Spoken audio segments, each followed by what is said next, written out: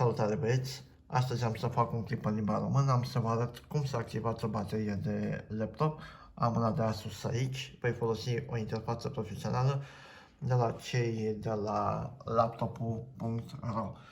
Interfața costă mai puțin de $300, iar softul anual undeva la aproape $200. Trebuie să vă spun că această interfață poate fi folosită și fără o licență, dar nu puteți face mare lucru cu ea, puteți probabil testa niște baterii și doar atât. Haideți să vă arăt cum să face activarea. Eu deja am activat un pic mai devreme, acum o să vă arăt cum se face. Am conectat-o prin acest cablu la interfață, bateria am conectat-o la interfață. Am să pornesc imediat și programul, să vă arăt. Ok, acesta este programul. Va trebui să aveți o licență validă ca să puteți face ce fac eu acum. Bun, prima dată conectăm interfața la soft. La mine se conectează pe COM12 și în teorie ar trebui să citim bateria, dar cele mai multe baterii, dacă sunt dezactivate, va trebui să o inițializăm cu o tensiune de cel puțin 6V pe pinii de încărcare. Am să-i dau 6V, da? După care opresc. Ar trebui să pot să citesc bateria.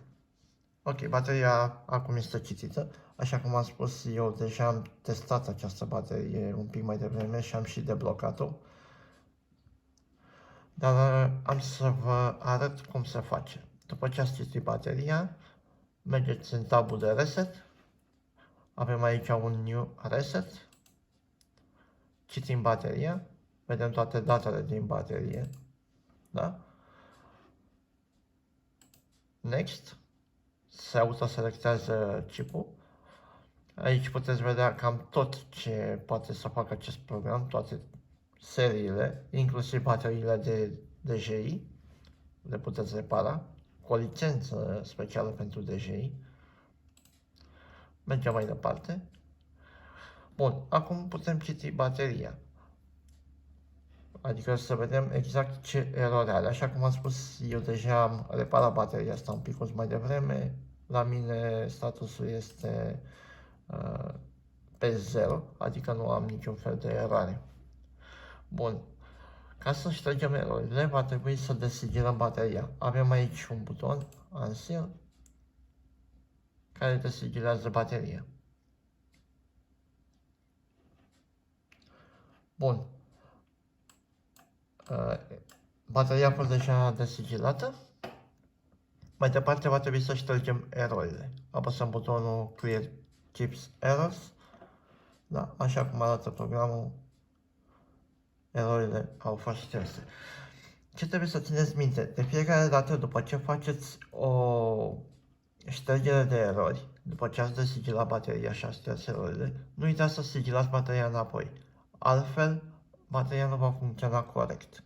Adică laptopul sau acel device care folosește bateria va vedea că bateria este desigilată și s-ar putea să intre în eroare.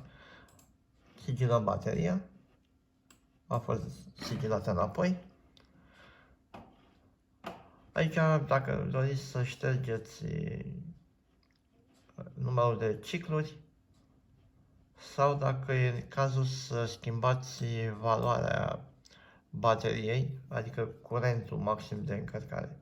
În cazul bateriei care o am eu este undeva la 4800 de mAh. Nu este cazul. Cam asta este toată treaba. Exit din această operațiune, mergem înapoi, citim bateria și ar trebui să vedem aici, ca și la mine, că este deblocată, unlocked. Asta este marea operație care trebuie făcută ca să reparați o baterie. Bineînțeles, celulele bateriei trebuie încărcate în prealabil, pentru că dacă bateria este foarte descărcată, adică sub 3V pe celulă, sub 3000 de mV pe celulă, este foarte posibil să nu puteți activa bateria. Programul dispune și de un tab în care puteți testa sau chiar încărca bateria. Da? Este foarte ușor de folosit. Arată curentul de încărcare. De aici puteți selecta ce să arate în stânga, curentul de încărcare sau tensiunea la care a ajuns bateria. Aici vedeți state of charge, da? Bateria este la 17%, FCC-ul care este la 4561, deci este aproape de full. Bateria se pare că încarcă, este ok acum. La fel se poate face și un test de descărcare, nu o să fac acum pentru că este foarte descărcată bateria. Aici puteți face calibrare a celulelor. Dar la mine arată din ce ați văzut foarte ok. Deci diferența între celule este de doar 5 mV. Este foarte, foarte ok. Aici putem citi capacitatea bateriei, state of charge, cât este încărcată ea. Și aici cât de bună este. Așa cum vedeți, bateria asta nu are decât 6 cicluri, iar bateria este nu bună, foarte bună. Atât am vrut să vă arăt astăzi. Ne auzim într-un nou videoclip. Toate cele bune!